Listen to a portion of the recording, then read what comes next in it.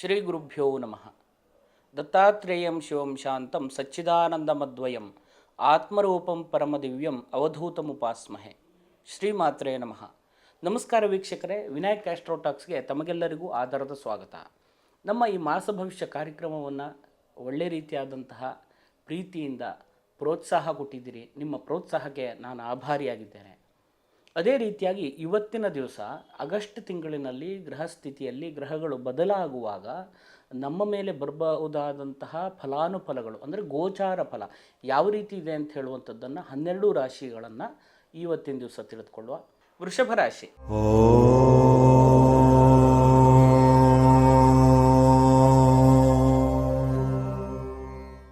ವೃಷಭ ರಾಶಿಯವರಿಗೆ ಈ ತಿಂಗಳಿನಲ್ಲಿ ಯಾವ ರೀತಿಯಾದಂಥ ಫಲಾಫಲಗಳಿದೆ ಅಂತ ಹೇಳುವಂಥದ್ದನ್ನು ತಿಳಿದುಕೊಳ್ಳುವ. ಜನ್ಮರಾಶಿಯಲ್ಲಿರ್ತಕ್ಕಂಥ ಗುರುವಿನಿಂದಾಗಿ, ಇದು ಗುರು ಬಲ ಅಂತ ಹೇಳುವಂತಹ ಒಂದು ಯೋಗ ಅಲ್ಲ. ಜಾಢ್ಯವು ಗುರುವು ಜನ್ಮಗೆ. ಜನ್ಮರಾಶಿಯಲ್ಲಿರ್ತಕ್ಕಂತಹ ಗುರುವು ಜಾಢ್ಯವನ್ನು ಕೊಡ್ತಾನೆ. ಯಾವುದಾದ್ರೂ ಕೆಲಸ ಕಾರ್ಯ ಮಾಡಬೇಕು ಅಂತ ಹೇಳುವಂಥ ಬೆಟ್ಟದಷ್ಟು ಕನಸುಗಳನ್ನು ಇಟ್ಕೊಂಡಿದ್ದೀರಿ, ಯಾವುದನ್ನು ಸಹಕಾರ ಮಾಡಲಿಕ್ಕೆ ಆಗ್ತಾ ಇಲ್ಲ. ಎಲ್ಲ ಪಾಸಿಟಿವ್ ಆಗಿದೆ, ಎಲ್ಲ ಅನುಕೂಲ ಮಾಡಿಕೊಡ್ತಾನೆ ಅಂತ ಹೇಳಿದ್ದಾರೆ, ನಿಮ್ಗೆ ಸಪೋರ್ಟಿವ್ ಬರ್ತಾನೆ ಅಂತ ಹೇಳಿದ್ದಾರೆ. ಎಲ್ಲರೂ ಒಳ್ಳೆ ಪಾಸಿಟಿವ್ ವಿಷಯ ಹೇಳಿದ್ರು ಕೂಡ ನಿಮ್ಗೆ ಅದರಲ್ಲಿ ಮುಂದುವರಿಲಿಕ್ಕೆ ಆಗ್ತಾ ಇಲ್ಲ ಅಂತ ಹೇಳುವಂಥ ಯೋಚನೆಯಲ್ಲಿದ್ದೀರಿ. ಜಾಢ್ಯತೆಯನ್ನು ಬಿಟ್ಟು, ಆಲಸ್ಯವನ್ನು ಬಿಟ್ಟು ನೀವು ಮುಂದುವರಿಬೇಕಾದಂಥ ಅವಶ್ಯಕತೆಗಳಿದೆ. ಸಮಯ ಕಳೀತಾ ಹೋಗಿಬಿಡುತ್ತೆ.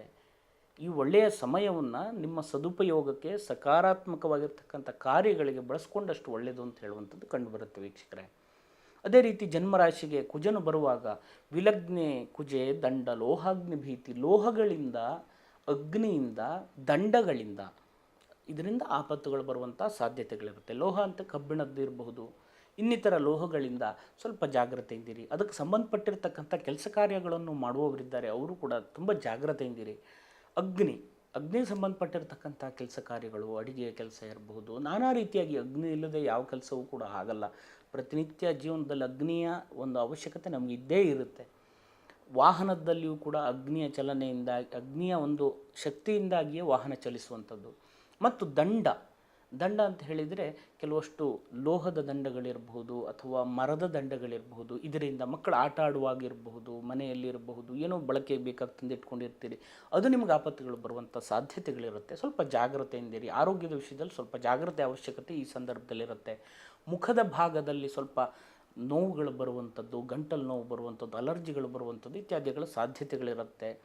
ನೀವು ಅಗತ್ಯಕ್ಕೆ ಏನು ಬೇಕು ಅಂತಿದೆ ಆ ಸಂದರ್ಭದಲ್ಲಿ ವೈದ್ಯರನ್ನು ಭೇಟಿಯಾಗಿ ಬೇಕಾದಂತಹ ಔಷಧೋಪಚಾರಗಳನ್ನು ಮಾಡಿಕೊಂಡ್ರೆ ಅನುಕೂಲಗಳಾಗುತ್ತೆ ವೀಕ್ಷಕರೇ. ದ್ವಿತೀಯ ಸ್ಥಾನಕ್ಕೆ ಕುಜನು ಬರುವಾಗ ಮಾತಿಗೆ ಸಂಬಂಧಪಟ್ಟಿರ್ತಕ್ಕಂಥ ವಿಷಯದಲ್ಲಿ ಸ್ವಲ್ಪ ಜಾಗ್ರತೆಯಿಂದ ಇರಬೇಕಾಗುತ್ತೆ. ನೀವು ಯಾವುದೋ ತಮಾಷೆಯ ಮಾತುಗಳಿರಬಹುದು, ಏನೋ ಮಾತುಗಳನ್ನು ಆಡಿರ್ತೀರಿ ಮನೆಯಲ್ಲಿ ಅಥವಾ ನಿಮ್ಮ ಸ್ನೇಹಿತರೊಂದಿಗೆ, ಬಂಧುಗಳೊಟ್ಟಿಗೆ, ಅದೇ ವಿರೋಧಗಳಾಗ್ಬರುವಂಥ ಸಾಧ್ಯತೆಗಳಿರುತ್ತೆ. ಸ್ವಲ್ಪ ಜಾಗ್ರತೆಯಿಂದ ಮಾತನ್ನು, ವ್ಯವಹಾರಗಳನ್ನು ಮಾಡ್ಕೊಳ್ಳಿ.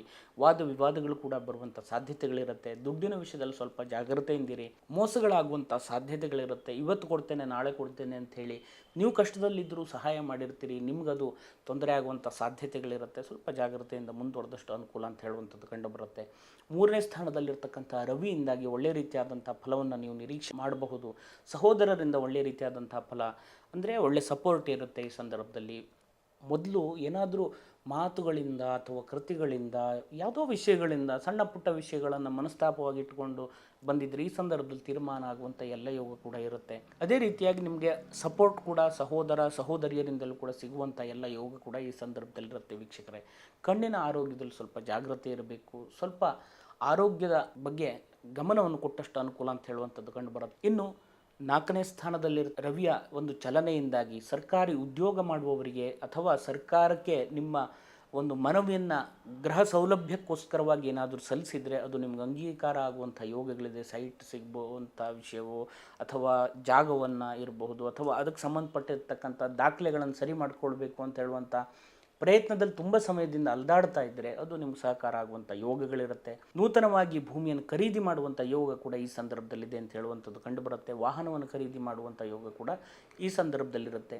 ಅದೇ ರೀತಿಯಾಗಿ ವಾಹನ ಚಲಿಸುವಾಗಲೂ ಕೂಡ ಸ್ವಲ್ಪ ಜಾಗ್ರತೆಯಿಂದ ಚಲಿಸಿದಷ್ಟು ಉತ್ತಮ ಅಂತ ಹೇಳುವಂಥದ್ದು ಕೂಡ ಕಂಡುಬರುತ್ತೆ ವೀಕ್ಷಕರೇ. ಅದೇ ರೀತಿಯಾಗಿ ಶುಕ್ರನು ಕೂಡ 4ನೇ ಸ್ಥಾನದಲ್ಲಿರೋದರಿಂದಾಗಿ ಆಭರಣ, ವಸ್ತ್ರ, ನೂತನವಾಗಿರ್ತಕ್ಕಂತಹ ಮನೆಯನ್ನು ಇತ್ಯಾದಿಗಳನ್ನೆಲ್ಲ ಖರೀದಿ ಮಾಡುವಂಥ ಯೋಗಗಳಿದೆ. ವೈಭೋಗವನ್ನು ಅನುಭವಿಸುವಂಥ ಯೋಗ ಕೂಡ ಈ ಸಂದರ್ಭದಲ್ಲಿರುತ್ತೆ ಅಂತ ಹೇಳುವಂಥದ್ದು ಕಂಡುಬರುತ್ತೆ ವೀಕ್ಷಕರೇ. ಅದೇ ರೀತಿಯಾಗಿ 5ನೇ ಸ್ಥಾನಕ್ಕೆ ಅಂದರೆ ಕನ್ಯಾ ರಾಶಿಗೆ ಶುಕ್ರನ ಒಂದು ಚಲನೆಯಿಂದಾಗಿ ನೀಚ ಸ್ಥಿತಿಗೆ ನಿಮ್ಮ ರಾಶ್ಯಾಧಿಪತಿ ಹೋಗುವಂಥದ್ದು, ಮಾನಸಿಕವಾಗಿ ಸಣ್ಣ ಪುಟ್ಟ ವಿಷಯದಲ್ಲಿಯೂ ಕೂಡ ಟೆನ್ಷನ್ ಮಾಡ್ಕೊಳ್ಳುವಂಥದ್ದು, ಭಯ ಭೀತಿ ಬರುವಂಥ ಸಾಧ್ಯತೆ ಕೂಡ ಈ ಸಂದರ್ಭದಲ್ಲಿರುತ್ತೆ. ಒಟ್ಟಿಗೆ ಕೇತು ಕೂಡ ಇರೋದರಿಂದಾಗಿ ಅನಾವಶ್ಯಕ ಕಾರಣಕ್ಕೆ ಎಲ್ಲ ಉಲ್ಟಾ ಆಗುತ್ತೆ ಅಂತ ಹೇಳುವಂಥ ಯೋಚನೆ ಕೂಡ ಇರಬಹುದು. ನಿಮ್ಮ ಕೆಲಸ ಕಾರ್ಯದಲ್ಲಿ ತುಂಬ ಒತ್ತಡಗಳು, ಕಿರಿಕಿರಿಗಳು ಮುಗಿಯದೇ ಇಲ್ಲ, ಈ ಎಲ್ಲ ಕೆಲಸಗಳು ಸಾಕಾಗಿದೆ, ಯಾರಿಗಾಗ ನಾವು ದುಡಿಯೋದು ಅಂತ ಹೇಳುವಂತಹ ವಿಷಯಗಳು ಕೂಡ ಮನಸ್ಸಿಗೆ ವೈರಾಗ್ಯ ಕೂಡ ಬರುವಂಥ ಸಾಧ್ಯತೆಗಳಿರುತ್ತೆ. ಪಾಸಿಟಿವ್ ಆಗಿರತಕ್ಕಂಥ ಒಂದು ವಿಷಯಗಳಲ್ಲಿ ನೀವು ಮುಂದುವರೆದಷ್ಟು ಅನುಕೂಲ ಅಂತ ಹೇಳುವಂಥದ್ದು ಕಂಡುಬರುತ್ತೆ.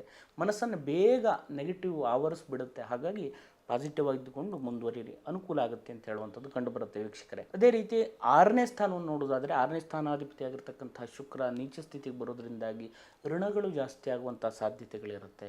ಅನಾವಶ್ಯಕವಾಗಿರ್ತಕ್ಕಂಥ ಖರ್ಚುಗಳು ನಿಮ್ಮನ್ನು ಕೆಲವಷ್ಟು ವಿಷಯದಲ್ಲಿ ಹಿಮ್ಮೆಟ್ಟಿಸುವಂಥ ಸಾಧ್ಯತೆಗಳಿರುತ್ತೆ. ಸ್ವಲ್ಪ ಜಾಗ್ರತೆಯಿಂದಿದ್ದಷ್ಟು ಒಳ್ಳೆಯದು.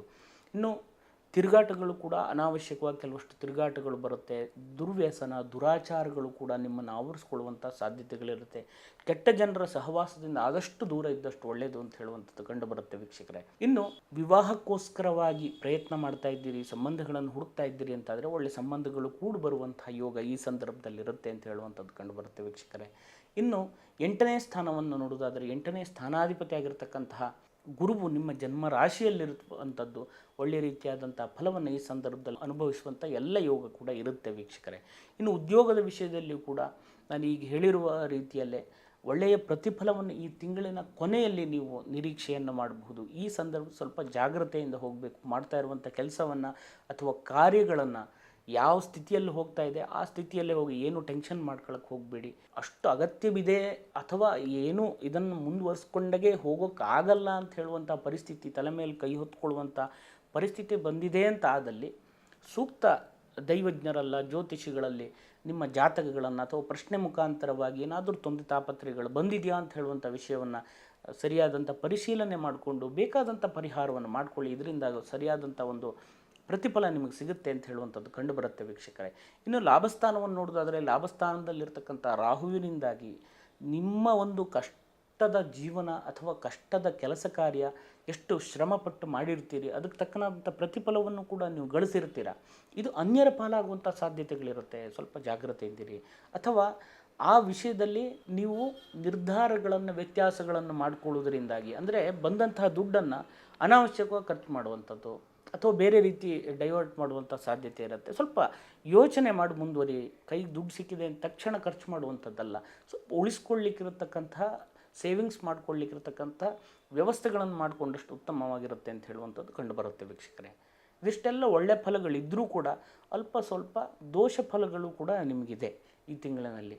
ಯಾವ ರೀತಿಯಾದಂಥ ಆರಾಧನೆಯನ್ನು ಅಥವಾ ಉಪಾಸನೆಯನ್ನು, ಯಾವ ದೇವರ ಮೊರೆ ಹೋದರೆ ನಾವು ಇದನ್ನು ಸರಿಪಡಿಸ್ಕೊಳ್ಬಹುದು ಅಂತ ಹೇಳುವಂಥದ್ದನ್ನು ನೋಡೋದಾದರೆ ಸುಬ್ರಹ್ಮಣ್ಯ ದೇವರಿಗೆ ಪಂಚಾಮೃತ ಅಭಿಷೇಕವನ್ನು ಮಾಡಿಸುವಂಥದ್ದು, ಷಷ್ಠಿ ದಿವಸ ವಿಶೇಷವಾದಂಥ ಅಭಿಷೇಕ ಸೇವೆಯನ್ನು ನಿಮ್ಮ ಹೆಸರಿನಲ್ಲಿ ಮಾಡಿಸ್ಕೊಂಡು ಭಗವಂತನಲ್ಲಿ ಪ್ರಾರ್ಥನೆಯನ್ನು ಮಾಡ್ಕೊಳ್ಳಿ. ಕಾಯ ವಾಚ ಮನಸ ಭಗವಂತನಲ್ಲಿ ಬಂದಿರತಕ್ಕಂಥ ಸಕಲ ಸಂಕಷ್ಟಗಳು ನಿವಾರಣೆಯಾಗಲಿ, ಯಾವುದೇ ರೀತಿಯಾದಂತಹ ದರಿದ್ರಗಳಿದ್ದರೂ ಕೂಡ ಬಿಟ್ಟು ಹೋಗಲಿ ಅಂತ ಹೇಳುವಂಥ ಪ್ರಾರ್ಥನೆಯನ್ನು ಮಾಡಿಕೊಂಡು ಭಗವಂತನಲ್ಲಿ ಸೇವೆಯನ್ನು ಸಂಧಾಯವನ್ನು ಮಾಡಿ ಆ ಪ್ರಸಾದವನ್ನು ಪ್ರತಿನಿತ್ಯ ಧಾರಣೆ ಮಾಡುವುದರಿಂದ ನಿಮಗೆ ಒಳ್ಳೆಯ ರೀತಿಯಾದಂಥ ಪ್ರತಿಫಲಗಳು ಈ ಸಂದರ್ಭದಲ್ಲಿ ಸಿಗುತ್ತೆ ಅಂತ ಹೇಳುವಂಥದ್ದು ಕಂಡುಬರುತ್ತೆ.